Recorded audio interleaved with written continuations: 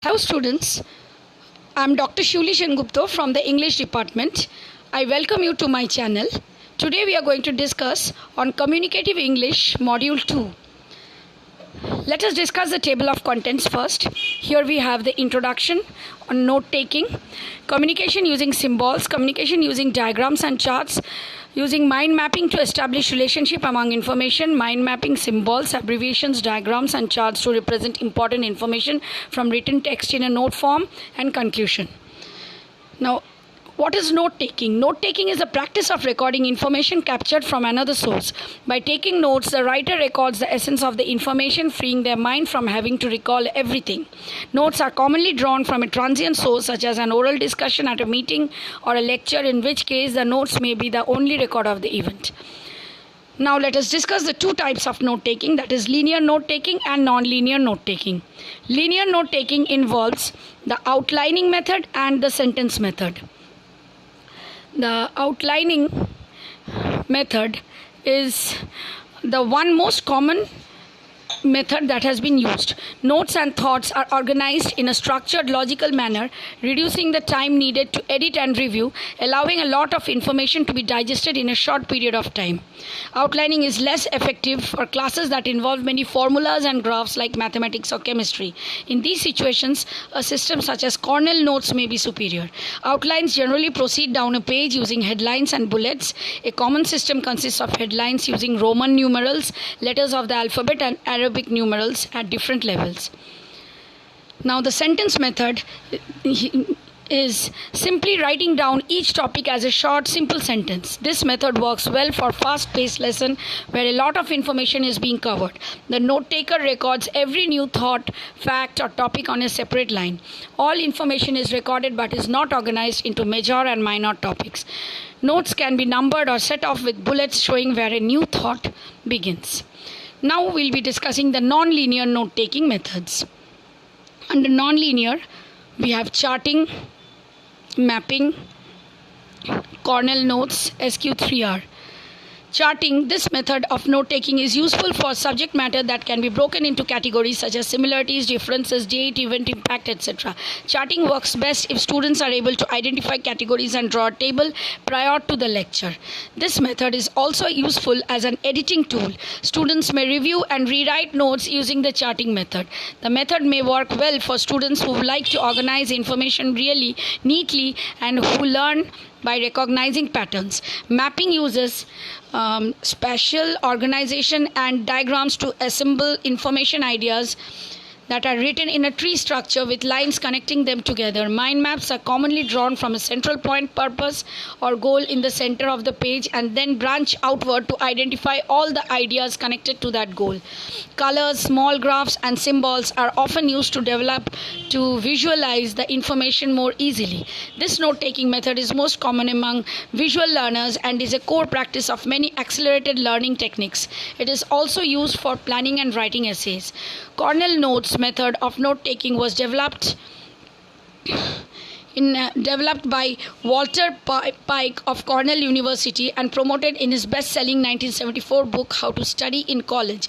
It is commonly used at universities today. The Cornell method consists of dividing a single page into three sections: a right-hand column for notes, a left-hand column for cues, and a strip at the bottom for a summary. Cues are keywords or questions that help evoke key aspects of the topic.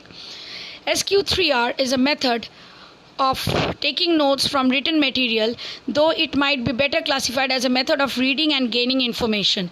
The reader skims the written material to produce a list of headings, that is survey, question, read, recite, and review. An updated version called SQ4R, which adds a relate step before review, has been used by some students since the early 1960s. Guided notes, sometimes lectures, may provide handouts of guided notes which provide a map of the lecture content with key points or ideas missing. Students then fill in missing items as the lecture progresses. Guided notes may assist students in following lectures and identifying the most important ideas from a lecture. Research suggests that guided notes improve students' recording of critical points in lecture as well as quiz scores or on related content In addition, an investigation carried out on students with learning problems showed that the use of the guided notes is an effective strategy to improve the performance of these students. Next, we go on to the electronic note-taking methods. The growing trend of laptops in universities and colleges has led to a rise in electronic note-taking.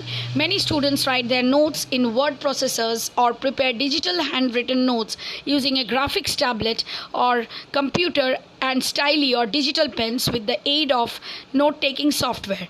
Online applications are receiving growing attention from students. Communication using symbols. Symbols can be used for both receptive and expressive communication. Objects, parts of objects, pictures, prints, actions, gestures, signs, and speech can all be symbols. Symbols may start as cues and signals. For example, a red octagon may be a symbol for stop.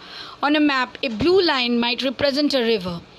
Now, let us discuss the communication using diagrams, charts, and graphs. Charts are a wonderfully illustrative method of displaying data that would otherwise be too complex for many audiences. We have different types of numerical data charts like bar graphs, line graphs, pie charts, stacked comparison charts, and so on. Mind mapping. Mind mapping for better relationships among information. Just a minute. So, we'll be discussing what is mind mapping.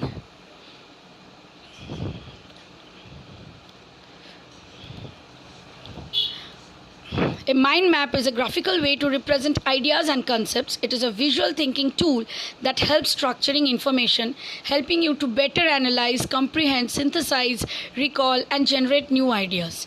In a mind map, it is an activity that is both analytical and artistic and engages your brain in a much, much richer way, helping in all its cognitive functions. And best of all, it is fun. The techniques of drawing a mind map. Drawing a mind map is a very simple technique like 1, 2, and 3. We start in the middle of a blank page writing or drawing the idea you intend to develop in landscape orientation. We develop the related subtopics around this central topic, connecting each of them to the center with a line. We repeat the same process for the subtopics, generating lower level subtopics as you see fit, connecting each of those to the corresponding subtopic. And finally, we conclude by discussing the various uses, applications, and the benefits of of this mind mapping procedure. It helps in note taking, brainstorming for individuals and groups. It helps in problem solving, studying and memorizing facts, planning, researching and consolidating information from multiple sources, presenting information, gaining insight on complex subjects, and jogging your creativity. Thank you.